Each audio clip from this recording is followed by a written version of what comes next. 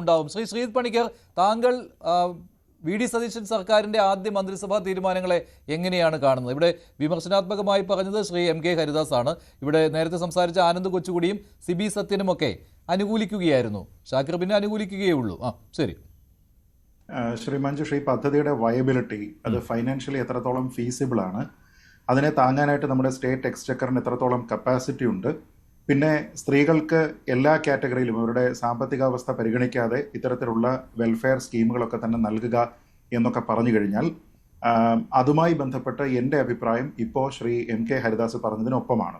അതിന് കാരണം ഒന്നാമത്തെ കാര്യം സർക്കാരിൻ്റെ ഇത് അവരുടെ പ്രകടന പത്രികയാണ് കേട്ടോ. അതിൽ ഇന്ദിരാ ഗ്യാരണ്ടി എന്ന് പറഞ്ഞ് ഇത് കൊടുത്തിരിക്കുന്നതിൽ ആകെ പറയുന്നത് സ്ത്രീകൾക്ക് KSRTC ബസ്സുകളിൽ സൗജന്യ യാത്ര എന്ന് മാത്രമാണ്.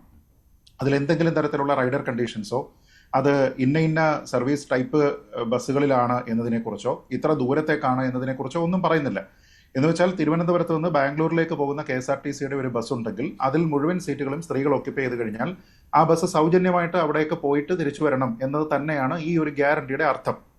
അപ്പോൾ അതിൻ്റെ ഏറ്റവും പ്രധാനപ്പെട്ട പ്രശ്നം, നമുക്ക് വലിയൊരു എക്കണോമിക്കൽ ഡിവൈഡ് ഉള്ള ഒരു സമൂഹമാണ്. അതുകൊണ്ട് തന്നെ നേരത്തെ അദ്ദേഹം പറഞ്ഞിരിക്കുന്ന ഒരു കാറ്റഗറി ഓഫ് ആൾക്കാരുണ്ട്. അത്തരത്തിലുള്ള ആൾക്കാർക്ക് സ്ത്രീകളാണ് എന്ന ഒരൊറ്റ കാരണത്താൽ ഇത്തരത്തിലുള്ള വെൽഫെയർ സ്കീമുകൾ ഡയറക്റ്റ്ലി യാതൊരു വിധത്തിലുള്ള കണ്ടീഷൻസും ഇല്ലാതെ കൊടുക്കേണ്ടതുണ്ടോ എന്നുള്ള ഒരു കാര്യമുണ്ട്. അതേപോലെ തന്നെയാണ് ഇൻഷുറൻസിന്റെ പദ്ധതിയും. എല്ലാ വീടുകൾക്കും ഓരോ ഹൗസ് ഹോൾഡിന് എന്നാണ് 25 ലക്ഷം രൂപ കൊടുക്കുക എന്ന് പറയുന്നത്. അത് ഇൻഷുറൻസ് ആണ്, ആവശ്യമുണ്ടെങ്കിൽ മാത്രം ഉപയോഗിച്ചാൽ മതി. പക്ഷെ അത് എല്ലാ ആൾക്കാരും അതിൽ തന്നെ ഉപയോഗിക്കേണ്ടതുണ്ടോ എന്ന രീതിയിലത്തേക്കുള്ള ഒരു കാര്യമുണ്ട്. പലർക്കും കോർപ്പറേറ്റ് ഇൻഷുറൻസ് ഉണ്ടായിരിക്കും, വ്യക്തിപരമായിട്ടുള്ള ഇൻഷുറൻസ് ഉണ്ടായിരിക്കും. ഇതിനേക്കാൾ വലിയ തുകയ്ക്ക് ഇൻഷുർ ചെയ്തിരിക്കുന്ന ആൾക്കാരുണ്ട്. അഫോർഡ് ചെയ്യാനുള്ള കപ്പാസിറ്റി ആൾക്കാർക്ക് വ്യത്യസ്തമായിട്ടുണ്ട്. അപ്പോൾ എല്ലാ ആൾക്കാർക്കും ഒരേപോലെ തന്നെ ഒരു സോഷ്യലിസം കാണിച്ചുകൊണ്ട് അത് ചെയ്യേണ്ടതുണ്ടോ എന്ന് ചോദിച്ചാൽ ഇല്ല എന്നുള്ളതാണ് എൻ്റെ വ്യക്തിപരമായിട്ടുള്ള അഭിപ്രായം. പക്ഷേ ഇതിൻ്റെ ഒരു പ്രധാനപ്പെട്ട അപകടം, ഇത് പ്രഖ്യാപനമായിട്ട് ആൾക്കാരുടെ മുന്നിലേക്ക് വെക്കുകയും ഈ തെരഞ്ഞെടുപ്പിന്റെ ക്യാമ്പയിൻ സമയത്ത് നമ്മൾ കണ്ടതാണ് KSRTC ബസ്സുകളിലൊക്കെ ഈ തെരഞ്ഞെടുപ്പിൽ മത്സരിച്ചിരിക്കുന്ന കോൺഗ്രസിന്റെ സ്ഥാനാർത്ഥികൾ, അതേപോലെ കോൺഗ്രസിന്റെ സീനിയർ നേതാക്കൾ ഇവരൊക്കെ തന്നെ കയറിയതിന് ശേഷം ഇതിന്റെ ബ്രോഷറുകളുടെ കോപ്പി ആൾക്കാർക്ക് കൊടുക്കുകയും എന്നിട്ട് ഈ സ്ത്രീകളോട് നോക്കൂ, ഞങ്ങൾ അധികാരത്തിൽ വന്നു കഴിഞ്ഞാൽ മെയ് 15 മുതൽ ഇനി ഫ്രീ സർവീസാണ്, നിങ്ങൾക്ക് ഒരു പൈസ പോലും മുടക്കാതെ ഈ സർവീസ് എല്ലാം തന്നെ ഉപയോഗിക്കാം എന്ന് പറയുകയും ചെയ്തിട്ടുണ്ട്. അപ്പോൾ അങ്ങനെ പറയുമ്പോൾ അതിൽ ഒരു തരത്തിലുള്ള റൈഡർ കണ്ടീഷൻസ്, നമ്മൾ ഈ പരസ്യത്തിലൊക്കെ കാണുന്ന പോലെ സ്റ്റാർ കണ്ടീഷൻ സപ്ലൈ എന്നൊരു കാര്യമില്ല, അവരുടെ മാനിഫെസ്റ്റോയിലും അതില്ല.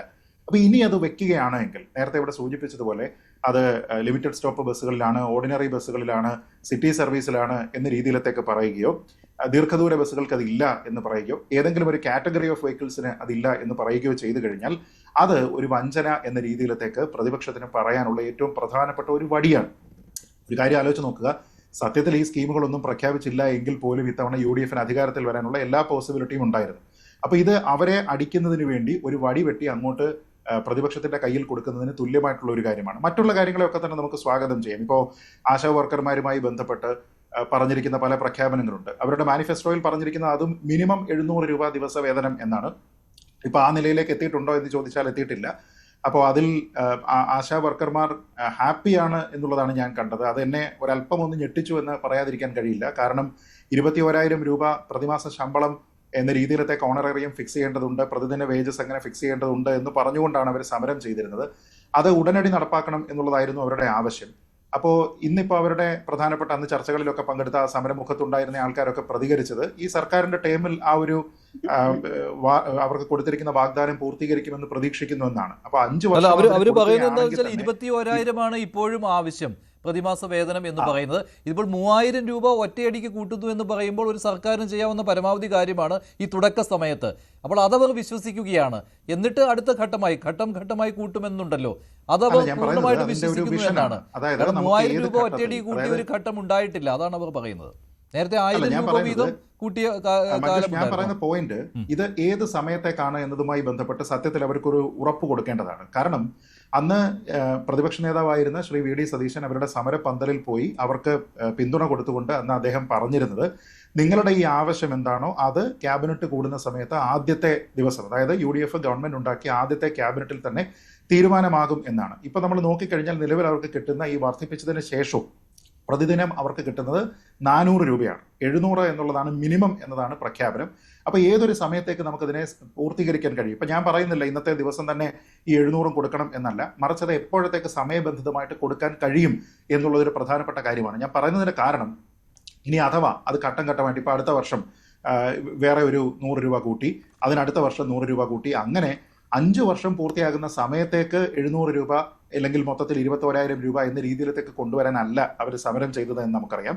കാരണം ആ സമയത്താണ് പൂർത്തീകരിക്കുന്നതെങ്കിൽ നേരാണ് ഇവരുടെ ഡിമാൻഡ് അല്ലെങ്കിൽ ഇവർ പറഞ്ഞിരുന്ന ഓഫർ എന്താണോ അത് പൂർത്തീകരിച്ചു. പക്ഷെ അത് 5 വർഷം പഴക്കമുള്ള ഒരു ഡിമാൻഡ് ആയിരുന്നു എന്നുള്ളൊരു കാര്യമുണ്ട്. അപ്പോൾ സമയബന്ധിതമായിട്ട് അത് പൂർത്തിയാക്കുക.